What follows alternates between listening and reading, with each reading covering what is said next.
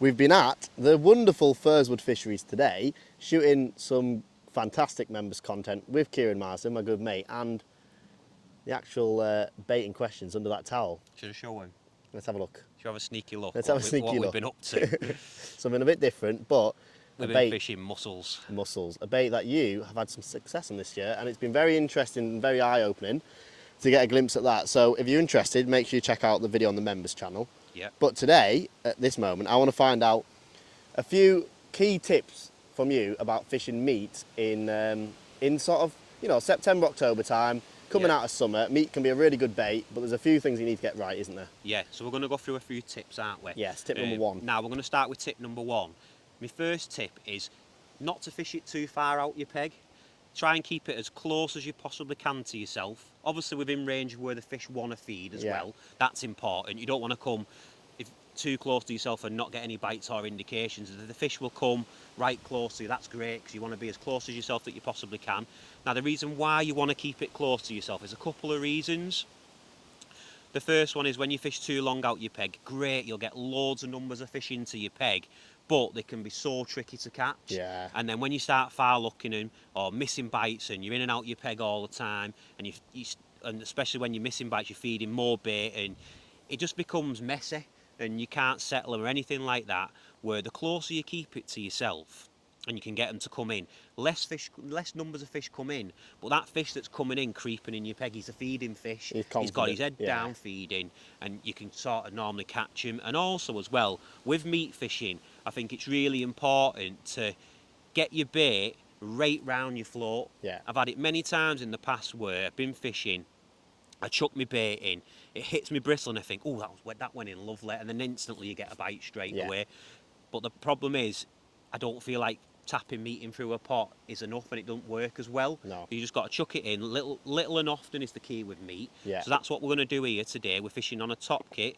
That's because I know from experience on this venue that they do come right close to yourself. Yeah. Even at this time of year, they come really close. Just a small little lake. They're never too far away from you, the fish. So we're going to drop in and have a go and see if we can catch one. There's a few swirling, there's a few kicking about. Is there a few kicking about? Yeah. I've seen a couple in your left edge. Have you? Yeah. So I'm just fishing 6mm meat, feeding 6mm meat with 6mm meat on the hook. Nice. I'm using a 14's X3 hook. They're really good, them new hooks of ours at Matrix, them X3s. Got a really big bend on them, so you can get that meat on and it stays on really well. You see how that meat's right on, it's perfect for it. Size 14's X3. Cool. Just keeps the meat on, you don't strike it off all the time. So like I say, we're keeping it on a top kit. Going in down here, are we? Yeah, we're going to try down here first. I've been looking behind. Oh, there is a swirl behind, but we'll go in here. I've seen a couple of swirls here as well. We're keeping it really close to ourselves, and once you're in, it's just about being patient. As I said to you, you get the odd fish come creeping in, the big fish, the normally carp, and when you get a bite, your float just flies under. So you've got to be really patient with it. But also at the same time, keep an eye out behind just for swirls, because they're crafty. They know when you're not fishing in your peg, so we can always drop behind us pretty quickly if we have to. Sometimes you don't get any swirls and it flies under, because some of them move into your peg really slow. They're normally your big boys that come in really slow and you don't even know they're there. There's a lot of big carp in Firswood, isn't there? There's loads. Do you know what? I've been coming here. Well, we had an indication, and I've been coming here this year on quite a lot of the night matches, to be fair. That was a liner then, you could tell he spooked off. Reset me rig. Have a look behind. There is some swirls behind. Chuck a bit of meat over that. Can you see how it goes really accurate right over my float? Like 4 pieces of meat are chucked in then. You're an underarm thrower, you aren't you? I am an underarm thrower, yeah. Are you an underarm thrower? I'm an over. Rob? Are you, yeah? I can't throw anything underarm, I'm useless. I just think it's whatever you feel comfortable in. There's Yeah. no set way of chucking your bait in, is there? Whatever you're used to doing. Yeah, whatever you're used to doing and what you feel comfortable best and had the best results on. Normally at like 5 metres I can do underarm. Yeah. But when I'm close I like to overarm it. Yeah. Oh, there's one in the peg there now. Oh. Big liner. Big liner. You know when you get a meat bite, it just literally flies under. It's virtually on. That's why I like meat fishing. But it's a good sign that they're confident and they are coming in that close in your peg as well. This time of the day, at the end of the matches, I'm assuming that's probably when you target this. Yeah, well, a lot of people after the matches chuck all the bait in as well, don't they? Yeah. On a lot of venues, so obviously they can't know this when the match is finished and they come in round your pallets and stuff like that.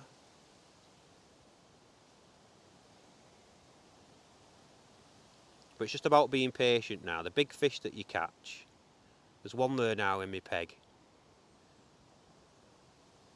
I like seeing them little signs of fish because it gives me confidence to wait a little bit longer. Yeah. If it's just sat there and it's not, and I don't see any signs and it's not moving, I almost feel like, oh, they're not coming in, they're not coming in. But if you can see them there like that, you almost know that there is some fish there, so it makes me be a little bit more patient.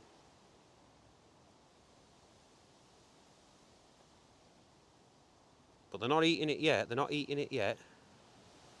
Chuck a bit more meat on that in a minute. I like to get it in my hands, and sort of like bulk it together in my fingers, if you know what I mean, like rolling a dice. Let's have a look. So when you pick your meat up, I sort of go like that, and it sort of clumps your meat together. And, Okay. Oh, there we go. You missed the bite. Oh, I It's a missed the unit. bite. Well, it doesn't matter. Oh well, we've got it. Got it. You were too busy looking at how we roll the dice. I think weren't that's you? typical, really. But there you go, straight away. I had my eye. You took your eye off the ball, Robert. Took me off the ball, but I think you'll get another one. So there'll still be an There's opportunity plenty to of see a fish there bite. now, and you'll see now when I get this in the size of fish that are coming in round your pallet here. It's unbelievable. It's not a small one, that, is it? No, it's the big fish, and I'll be honest, I know we're sat on the lake on our own today, but it even happens in the matches. I was on this same peg 3 weeks ago, and the exact same happened. Last hour of the match, they come in confident, really short. Nice fish, this, to be fair. It's pointless rushing nice fish like this yes. as well. He is a nice fish. He's a mirror, innit? Come on, get Yes. him. We've got him. Lovely. Hold him up, and then that is the first tip completed. Yep, I'll get him holded up. If he behaves, you know what they're like. Yeah, you probably I'll won't. tell you what I've noticed about these X3 hooks as well. They're that good. Even I can't get them out the mouths when you get a fish in your net. I think it's because of the shape of the hook. You might be better off using a disgorger to get them out. That's what I do. Disgorger for this one. Tell you what, we won't There risk we a go. hold up if he's a bit lively. We'll just have a little peek over Yeah, have a your look shoulder. at him. He's a lovely fish. See, big Big mirror. Yeah, but they're the stamp of fish that you're targeting in them margins really short. But that's your first tip. Basically, not too far out your peg, keeping it as close as you can to yourself, being patient, and you get rewarded with fish like that. Thank you for supporting the channel. To reward your loyalty, we've teamed up with some top tackle brands to give you guys a 10% discount off some fantastic fishing tackle. To take advantage of this, all you need to do is head over to catchmorecodes.com where you'll get the discount codes you need to start saving money, as I said, and we've got some really special brands on board. So thanks again guys for supporting us, and enjoy the discount codes at catchmorecodes.com. Tip number 2 is setup. I think this is really important, especially when you're fishing meat, to get your setup right. Now I'm going to run you through my setup that I've chose to fish here and what I fish on 99% of the fisheries that I go to. It's a short kit. I think that's important on these little Snake Lakey venues when there's a mix of F1s and carp. This is just a little open water lake. It's not massive. Little island there, though, isn't Fish there? can't run off very far. It's not that as well.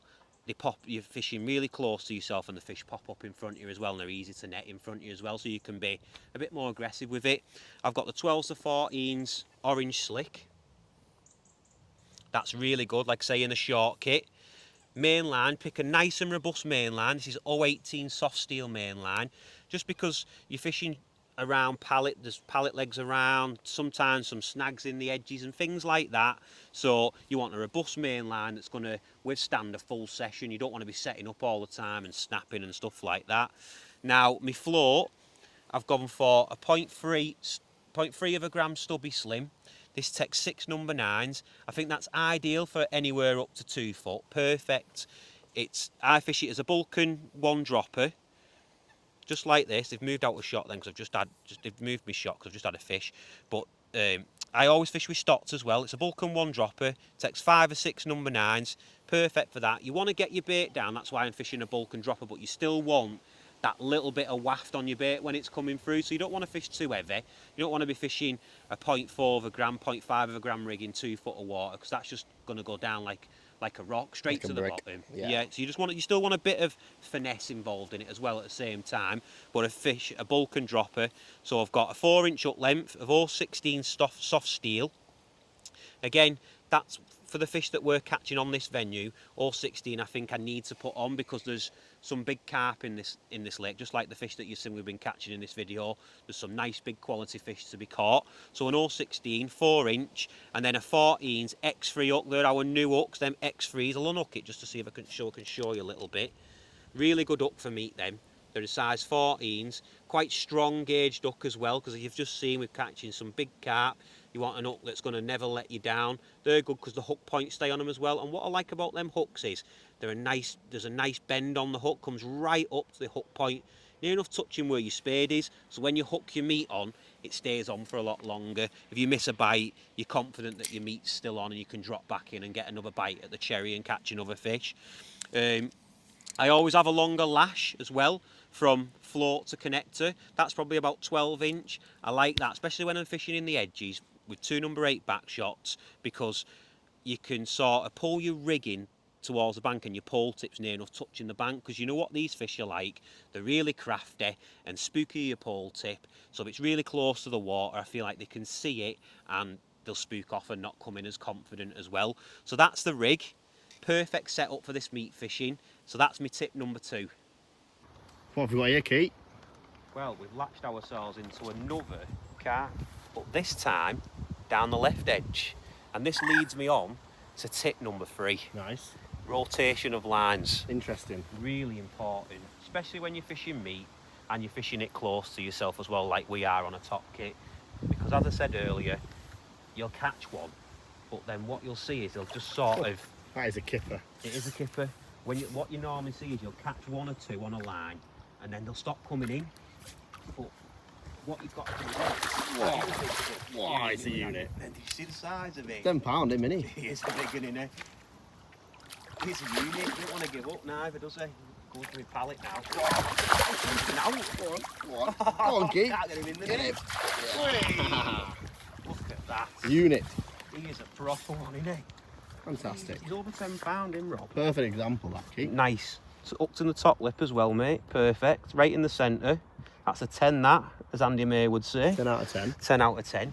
Yeah, so that is my tip number 3, rotational lines, because I've just had this from the left-hand edge on the top kit, but the fish before that was on my right-hand edge. Yeah. So what you'll find is you're dropping on your right-hand margin, catch one, you'll see them tailing up, eating, you'll catch one, but if you go back in, you don't necessarily get another one, because you sort of spook them out your peg and unsettle them. Yeah. But that other line that you've been priming behind you, they'll have settled in on that line. You can drop in quick and nick one, and then nick one there. Then my next time round, I'll probably go back in here and nick one. So that is my tip number 3, rotational lines. Make sure you have quite a few lines on the go when fishing meat, so you can switch them lines and nick big fish like that.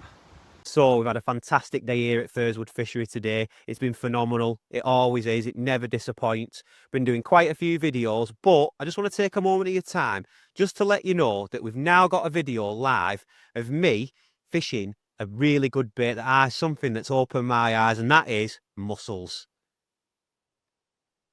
It has been unbelievable. I go into detail on how I prepare my mussels, how I feed it in my peg. So if you want to check that out, just head over to the Catch More Media members channel now, and it's on there for everybody to watch, and I hope you enjoy it. Right, tip number 4 is preparation of the bait. Now, this is a really important tip and should have gone at the start, but it's our tip number 4. I'm just going to show you how I prepare my meat.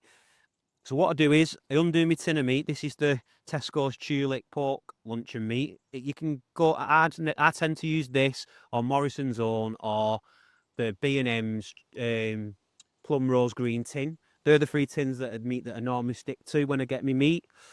I use a Tilly meat cutter, 6mm meat cutter. I think 6mm is the perfect size. It's been brilliant for me in the past, so that's what I stick with.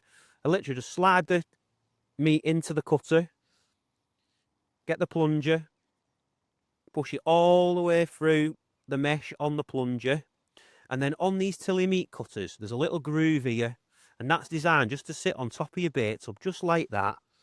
And then you get your plunger again. There's two ends to your plunger, thin and a fat end. You want the thin end this time, and literally just push your meat straight down yet again, and it comes out as the perfect 6mm meat.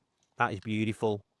Nice. That's what I like about them tilly meat cutters. It's easy to do for one, and they're all nice and uniform in size as well. Perfect.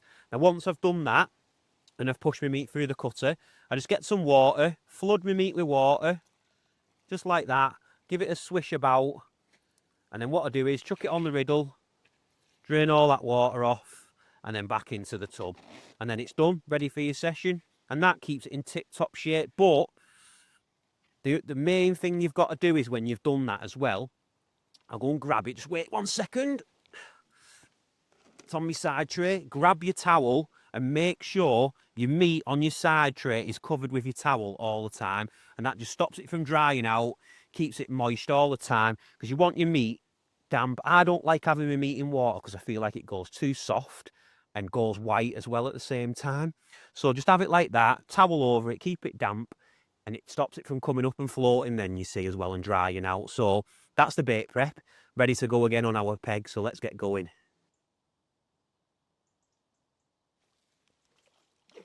Whoa, that was a big fish. And this leads me on to my fifth and final tip. As you just seen, after I hooked my fish then, I fed some bait. I think that's really important, to feed some bait every time you hook a fish. What it does is, it just gets them fish back into your peg a bit quicker and settles them back down. So hopefully then you can go back in and maybe nick another one. But if not, you've still got the other side that you're priming as well at the same time.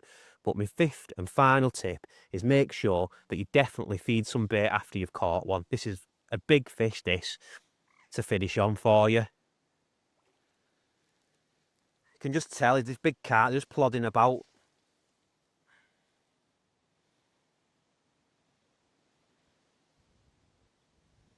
Don't want to get his head up though. No need to pull too hard, the big fish.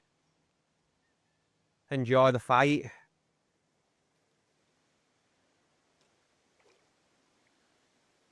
It's full of big carp, this place. You won't believe it for a little water like this. It's unbelievable, the fishing. He's a lovely one. Oh, I missed him. Bad netting skills. He's come round this side now. Oh, it's a nice fish, to be fair. Commons, they normally fight harder commons. He's a lovely fish. What a fish to finish on. I'm going to hold him up for you. Hook my rig up. It's easy to get hold of him then for you. He looks like he's going to behave. Beauty. Not a mark on it. See if we can get it up. Wait. Look at that. What a fish. An absolute stunner. Not a mark on it. Lovely common. But they're my 5 tips on meat fishing at this time of year. I hope you've enjoyed the video, and I'll see you on the bank again sometime soon. Let's slip him back. And away he goes. Beauty.